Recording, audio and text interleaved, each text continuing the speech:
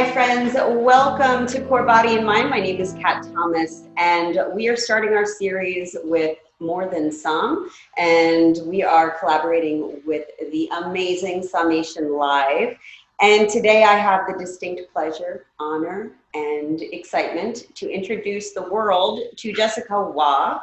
Not only is she a wine educator, she is an entrepreneur.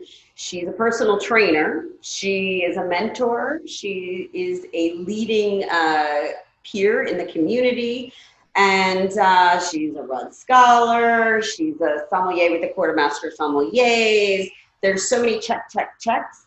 And I'm going to let her dive into all of those things. But most of all, she's a friend and she's badass and sassy. So we're going to bring Jessica on. Welcome, Jessica. How are you today? Thank you for having me. That's a lot to say about me. Thank you. Just smile, though, and it's all true. I mean, there's no reason for a tiny giant from Jersey to lie. So we're just going to kind of start with those few icebreakers. And this was not planned, but since you noticed this behind me, this is what Jessica Waugh thought was my wine goblet. Although you did say goblet and not glass, so I'm appreciative of that. But in fact, no, and I never thought about using it for that, but this is a votive holder. That is huge. I mean, knowing me, that might be the case, but I did happen to bring a wine. I have no idea what it is because I was hoping during this whole process, I was going to absorb some of your mental stability and capabilities. Yes. And it's a blind wine. So I'm going to toast to you. Your favorite lettuce? Ooh, you love lettuce. Probably arugula. If you were a color, how would others see you? Maybe blue. Okay. What's a natural habitat or favorite landmark that you visited in your life? Oh my God, Bali, hands down. I love Bali. What was it about it that brings that emotion?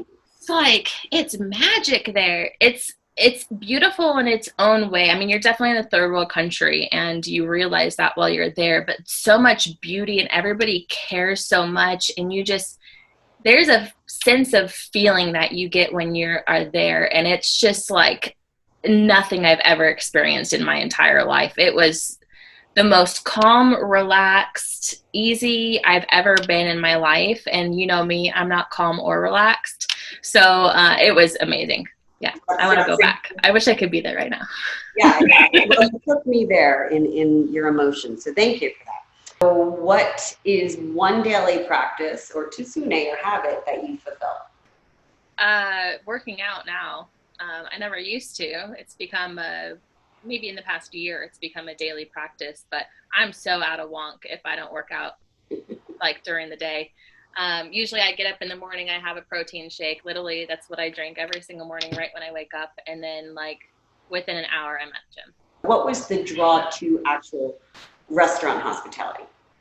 I mean, I've been in F&B pretty much my whole life. I mean, my first job was Popeyes, slinging chicken at Popeyes. Working with people is one of my biggest draws to it. Is you have constant daily interaction with people, and in many other fields you don't really get that. My degree and what I planned on doing with my life was being an architect. I'm certified residentially as an architect, and I designed one house, and you talk to them for a minute and you're like, hey, okay, this is great. You get all their ideas and what they want, and then you go off in your corner and you're by yourself and you're just plugging away on a computer, or free drawing and things. And I was like, this isn't really fun. It was great. I mean, the house is built, it's standing, so that's awesome. But like, and that's your grandma's house, right? My grandma's house, yeah. Yeah, well, I wasn't even graduated yet, and she called me and goes, Jess, I fired my architect. You're going to design my house. And I was like, yeah, you're funny. And she goes, no, I'm serious. And I was like, oh, shoot. So it took me a long time. It took me about 8 months, working with so many different people to be able to get the house to code. I mean, it's in Kentucky, and I knew Colorado code and all these other things that went into it. But I realized that it just wasn't quite for me. I moved out here in Vegas in 2010, and I was like, well, let me just try to give it a chance. And I went to maybe 4 or 5 different firms just to get an internship. And that was in 2010. So Vegas, I mean, took a while to come back from the recession, maybe a little bit more so than some other places. And they're like, we don't have work for you to do for free. Like, go away. And so I was like, well, I mean, I fall back on what I've always known, which is restaurants. And so I started working at Todd English Pub just as a cocktail server, because if you move to Vegas and you don't have Vegas Strip experience, even if you have 5 diamond, 5-star background like I did, you couldn't get a job on the Strip. So I started working there just so I could have Strip experience. And not stripping, everybody, Strip, like the Las Vegas Strip. I just want to make sure people understand. Vegas Strip experience. Okay, good. Las Vegas, the boulevard. Yeah, none of that. And I had a former colleague of both of ours who actually works at Breakthrough now come in and do a little wine class. And I was like, oh, I want to learn about wine. And so I took wine classes just for fun, and then ended up kind of getting pushed into a wine job when I didn't plan to be in the business, and then totally fell in love with it. And I was like, okay, so I did my grandma's house. That's great. But working with people, being in restaurants, being in hospitality, there's just you either have it or you don't if you are into hospitality. And if you are in it and you're not doing it, there's something missing in you. And so that's what draws me so much, is just one, fulfilling that need of just helping and pleasing people is a big part of it. Awesome. Good. So with all of that, we could jump through some of the years, but who was your biggest mentor going into all of this? And I know that that's a tough one, because I know there's multiples, but the one that kind of... It's hard. I saw this question. I was like, I don't know if I can pick one. I would say probably the longest mentor I've had is who I can maybe consider my biggest mentor, because they've been the pioneer for me since the beginning, and they're the person who really pushed me to be more so in this industry. I was just a super green somm at Nove, which doesn't exist anymore, unfortunately, but was at the Palm Steakhouse, and Ira Harmon came in and he just plucked me up for whatever reason. And he's like, you're mine. And in that growly voice, though. Yeah, in his voice. And he helped introduce me to a lot of very close friends that I have now, and really kind of helped propel me through this industry, which has been, something that you can never expect or hope or ask for. And there's no way to show the appreciation for it. It's just what you do when you see one of those. Like, I've got one of those that I see in the industry right now, and I'm like, you're mine. Okay. So it's fun. He's amazing. He's for sure the longest. And in that whole retrospect, he's probably the biggest. How has your experience been as a female in the industry? And at the time when you became a sommelier on the floor, you were one of the few female leads in the industry. Yeah, it was always very funny when you go up to a table and they're like, hey, we want to talk to the somm, and you pop up and they're like, oh, you're a female. And I'm like, thanks for noticing. I know there's a lot of controversy with females in all industries, and obstacles they have to accomplish or overcome, and things that could happen, and movements that are still going on to this day. I am very fortunate, and I've never had to deal with anything in a negative way as a female. I feel more so that I've been encouraged more than anything as a female. But I think there's so many powerful things to being a female in this industry. And as long as you know that and you take hold of it, and you of course you're a female, the warning signs and things that could be happening around you, but as long as you're aware of that and you project the manner that you are not a female who takes those kind of things, and you stand your ground and you have your wits about you and your reputation about you and things like that, then I think you'll do really well as a female in this industry. And I think both of us are actually a big signpost of that being true. Well, thank you. I love hearing that response because it's positive and it gives a good mark to Las Vegas. We have a lot of things that are goofy here, but that makes me very happy to hear, and hopefully it makes a lot of other women feel encouraged and empowered to know that it's very possible, especially in a city that has thrived on putting females in a different position, literally and figuratively, for monetary purposes and such. Anyway, okay, so we've talked about some of the different paths and all these great things that you've been going down and been through. Let's talk about some of the highlights in your professional career. Let's start with the biggest challenge that you've ever had professionally. The biggest challenge has been recent.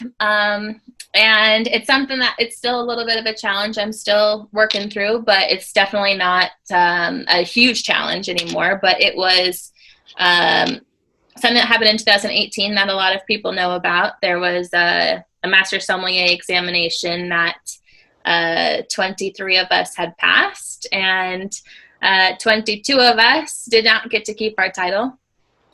Due to somebody's lack of moral compass. There you go. Having something that I worked 10 plus years towards, put I don't even know how many hours of my life into. They didn't tell us right away. They told us about a month and a half later. And I didn't believe it when it happened. I didn't process that I had passed.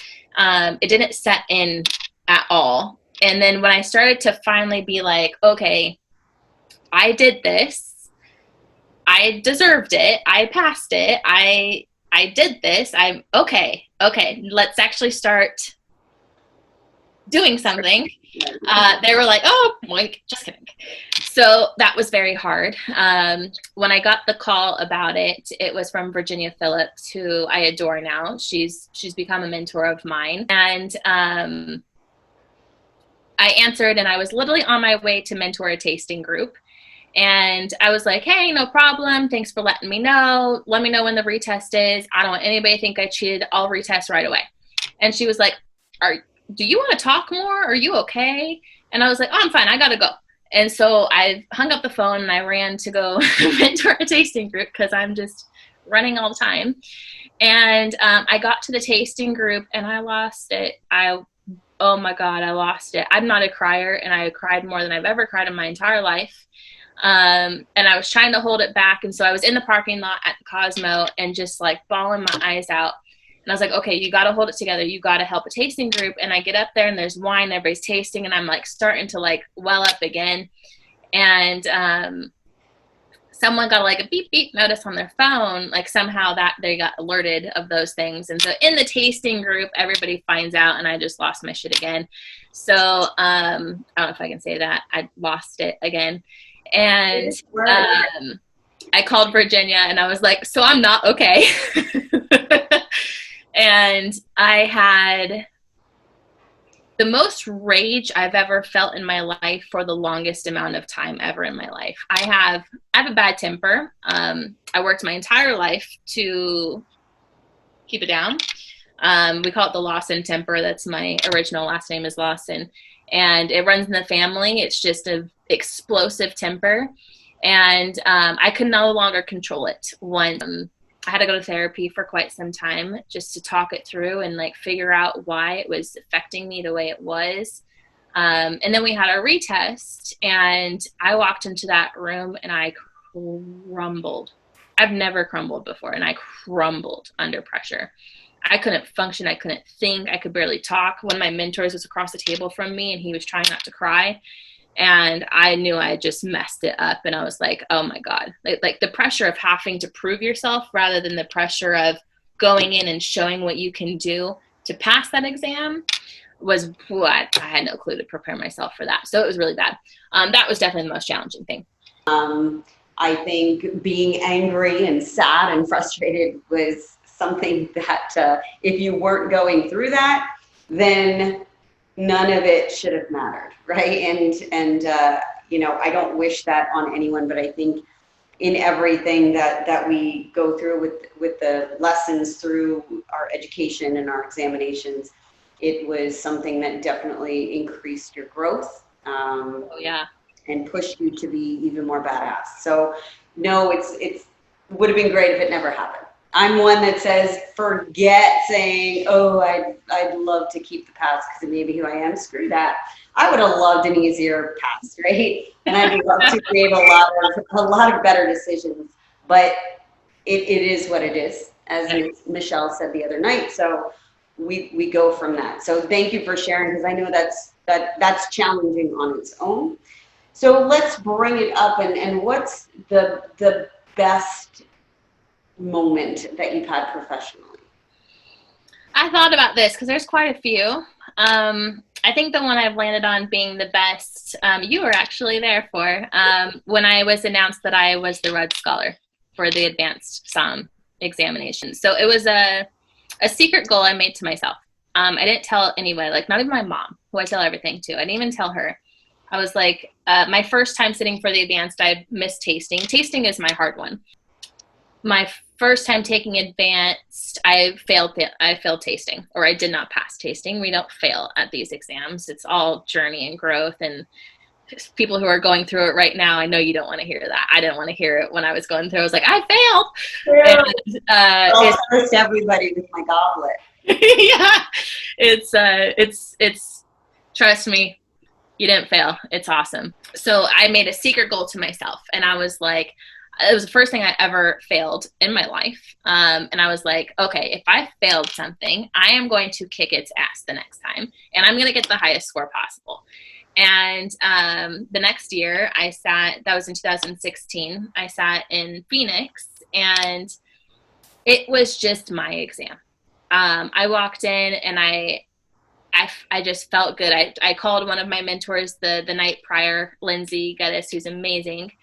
She helps me out of my like, oh my God, moments. And she was like, go sit and watch some cartoons and like go to bed. And I was like, watch cartoons? She's like, yeah, watch cartoons, go to bed, wake up the next day, go work out and get all of the energy out of you that you can, and then walk in and nail that exam. And I was like, okay, I'll do it. And I walked in, and it was my exam. Like that theory exam, I felt like I knew every question that was on there. Maybe there's a few I didn't. Of course, you don't know all of them. That tasting, one of my mentors now was in that tasting, and she was like, it's one of the most amazing tastings I've ever heard. And I was like, oh my God, I suck at tasting. So that's great to hear. Thank you. And then service, I just had really awesome people to do service with. It was an awesome exam. And man, they messed with me hard when they told me I passed. I was in there for like ever. And they were critiquing me about the smallest things. I had two people in front of me, and no one else had two people. And I was like, what's going on? Why are you messing with me? And after like however long it was, 10 minutes of messing with me, they're like, oh, by the way, you passed. Like, thanks. And at that time, I don't know if they still do it, but at that time, the last person they call is the Red Scholar. And granted, my last name is a W, so I didn't know for sure. But Norman Acosta was with us, and I looked at him and I go, I think I did it. And he was like, you think you did what? I was like, I think I got Red. And I got announced that I was the Red Scholar, which means you got the highest score on the exam. And it was a class. It was a huge class that year with amazing people I passed with, amazing brains and talents in this industry. And it was just, I still like light up on the inside when I think about this moment. That's probably my best moment. Awesome. I think those are amazing challenges, both of them, that you can take. One is more of the dark side and one's the light side, and we come to the middle and we try and find the balance through, everything that we do, and you've done very well doing that. So thank you. Hey. So let's talk about the world around us. Speaking of, challenges and all those good things. So the world around us is kind of broken right now, and there's a lot of different paths that we've been given, and maybe the same path we should stay on, maybe we should diverge. Where do you find yourself now? Your job right now is still wine education director for Southern Glazers Wine and Spirits in Las Vegas, Nevada. But I know you're also doing some really amazing other things. So let's talk about your paths and what you're doing there. Yeah, I mean, well, technically I'm furloughed. So, I mean, I have a job, but I don't. And it's the freakiest thing ever. It's very, it made me rethink my path, that's for sure. When we found out we got furloughed, I actually did something that I had always wanted to do for fun, which you kind of mentioned in the beginning, as I got my personal training certification just to learn more about fitness for myself. And then we kind of had a lot of fun with that over I call it the break. This is the break right now. And so I thought about going down that path and leaving wine. And I stopped drinking for quite some time. I really went hardcore into fitness for a long time. And I was like, maybe this is something I want to do instead. And then when I stopped drinking wine and I didn't have it as a forefront of my thought, I remembered that I love it. And that was something I needed. I was going through some rough mess, and I didn't know if I wanted to be in this industry anymore because of it. And because of fitness, I've realized that I do still want to be in the industry. I love teaching. Yep, I love teaching. And so my path is still teaching. My new venture is still teaching as well. It's just going to be teaching virtually because that's the easiest way to talk to people these days, as we're doing right now. Mm-hmm. And the most healthy way to talk to people these days. So it'll still be on the education path. I will always, I think, I can't say always, of course, but I feel like this is what I meant to be as an educator. And so that's a path that I foresee myself being on for quite some time. Good. I'm very happy to hear these things. So before we dive into your venture, which I'm very excited about, what are some things that you would maybe give advice on to people going through those situations? So they've been doing something for a long time, all of a sudden, boom, this happens. What could you maybe give them a little nurture and nourishment of? The biggest one is just breathe for a minute, because it's scary right now. There's people being laid off constantly. There are people who have been laid off who cannot find a job. There is so much uncertainty in the world, and especially in the hospitality industry at this moment. I mean, I feel like in Vegas, we're still waiting for them to close us down again. And just to take a moment to breathe and to realize in you that you started doing this for a reason. And maybe you need to take that moment to breathe to see if you still feel like that reason is for you. I've actually talked to quite a few people over the past, I would say, month that are like, I don't know if I want to do this anymore. I don't know what I want to do. I don't know if this is sustainable. I don't know these things. And they would talk about the two different things that they were thinking about. And what I would say to whoever is having the issue right now is either to talk to someone, or if you don't feel comfortable talking about your two decisions, to record yourself. Because I could hear in the people I was speaking to, their voice, tone, energy, everything changed when they talked about the one that they actually really wanted to do. And maybe they knew it. Maybe they didn't. Maybe they didn't realize. But somewhere in them, they knew. Because their everything would the thing that they were like, oh, I don't know if I still want to do this, or the other thing, maybe I do want to do this, and their voice would just be like, oh, and then they would talk about the thing that either they were still doing or they were thinking about doing next, and they would just, you could feel them just lift. And so that would be my biggest thing, is if you are going through a mental debate right now and you don't have someone who you feel comfortable speaking to, just describe both of these things out loud and record yourself, and then listen, and then that'll tell you. That's awesome advice. Very, very good advice. Listen, everybody. All right, so let's talk about this JWE, or Jessica Waugh Education. Give me all of it. Don't hold back. Uh, it's This is it's where I'm going to try and absorb. it's still in the works.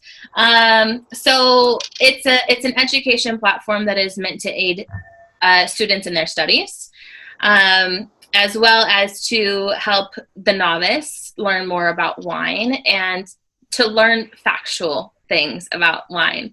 One of the most interesting things that I started learning as an educator is people who don't have any wine training from, at all in their life. The wine training that they have is from TV or movies. And that's wrong more often than not. Yeah, all red wine looks like white wine with a little bit of beet juice in it. Yeah, or Bordeaux always looks like, when they have a bottle of Bordeaux on, it's always like pale, pale pink.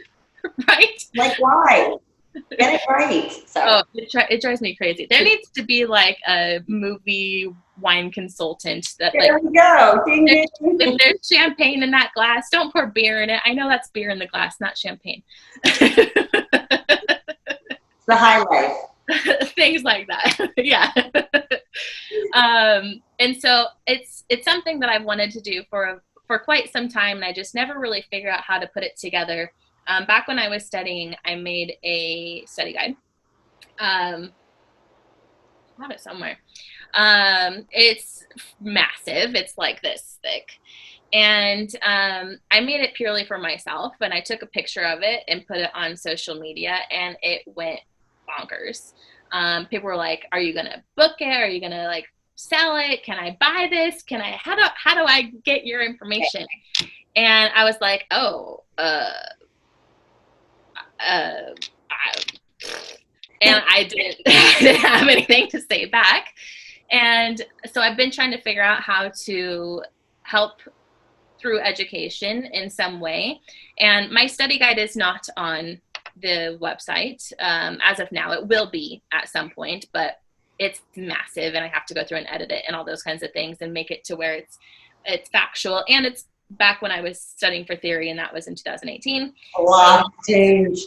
It's quite out of date because the wine law changes on a daily basis. Mm-hmm. And so there's a lot of things that need to happen. But what's going to be on there, or at least as of what's on there at this moment, is going to be, of course, the novice side.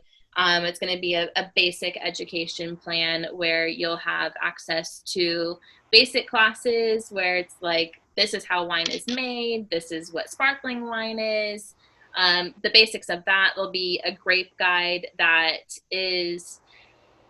it'll have basic and more advanced information on it, kind of separated out, but every single grape, slowly, very slowly, will be on there. I'm starting with like maybe 30 because it's a lot to put. It's going to have parentage, siblings, soil that it likes, climate that it likes, how it tastes different in each of those climates, all these things. It's really fun. I'm so excited. And I've got maps on there, which is I went a little crazy, to be honest. I went crazy. And so what I initially did is I was like, all my maps that I drew from studying, I'm going to put on the site. And then I realized that people might not like the way I label and color code and have things. So I decided to redraw every single map that I previously made in black and white and put it on the site. And then I was like, people might want a blank one. So I redrew them again, just blank. And so, yeah, I'm crazy sometimes. And then I went through and I was like, wow, there's so many maps I didn't draw because there was things that I already had in my brain. And so I went through and redrew all the things that were in my brain. And even just the other day, I woke up and I was like, I didn't draw a map of Armenia or of Georgia. So that's literally how my brain works. I wake up and I'm like, what wine country did I forget? So literally there's like every wine country possible on there. It's like almost 300 maps. That's awesome. It's a lot of maps. And then I've even got China, I've got Asia on, Japan on there. I'm excited, but because there's going to be some sake on there as well at some point. But I'm wanting the wine side done first. There will be a vintage guide on there, producer guides, pretty much tasting tools, pretty much everything you could think of that you need when you're studying. I basically have gone through my study guide and through all my folders, and I'm like, oh, this was helpful. Oh, okay, I'm gonna make my own. And just putting it into my way of thinking and putting it on the site for others to use to help their studies. It sounds amazing. I'm very excited. I think I've kept you long enough. I would love to sit here and chat with you for a lot longer because there's so many fun things that I think getting to know people more than some, like it's more than just the wine that we as the community are. And I think it's fun to find out those things about people. But I'll leave it at that. And everybody, please remember, you can find her on social media, on Instagram at Waugh Education. She has her Waugh Fitness. She's got Waugh. But I'll be posting those things so you can see the links at the end. And you can always follow this through at Summation Live. But our last question, if you had just one glass of wine in only 10 minutes, who are you with and what are you drinking? One glass of wine for 10 minutes. Oh gosh. The first wine that comes to my brain is Fontacanali. I just love that wine so much. It is, oh my gosh, it's just the best thing ever. It's a very old vine, Trebbiano, Abruzzese, not just basic Trebbiano, made by Tiberio. And it's like a unicorn wine. She only makes, so many cases. It's like just a few hundred cases, if even not. It's the only wine I collect. And so it would probably be a glass of that. It's heaven in a glass. It's so good. And who would I be with? I can only pick one person. Oh gosh. Well, I mean, maybe you pick somebody that does not drink wine at all, and then you get the whole glass yourself. There you go. That's where my head goes with this. It's hard. I like that. Can I bring someone back from the past? Oh yes, definitely. We're supernatural in this realm. I like this because I'm literally looking at a picture of him right now, and I was like, I drink a glass of you. It's my grandpa. He was everything to me growing up. He raised me. He was my everything. And I miss him dearly. So it'd be with him. Well, a big toast and smile to your grandpa, to you, to everybody out there. Thank you for spending some time with us. This is Kat and Jessica.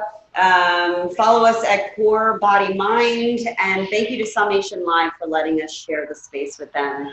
Cheers and have a wonderful day. Namaste. And before you go, here are a few links to find Jessica Waugh and her Waugh Education website, which will be coming soon. But you can sign up, so once it is revealed, you'll be able to start getting newsletters and be up to date on all things wine and Jessica. So follow her at Waugh Education on Instagram and on Facebook. And the link to her website, JWE, is in her bio in both of those. And don't forget, check out at Summation Live. Wonderful things happening there, and I'm so proud and honored to be a part of it all. Thank you. Enjoy the day.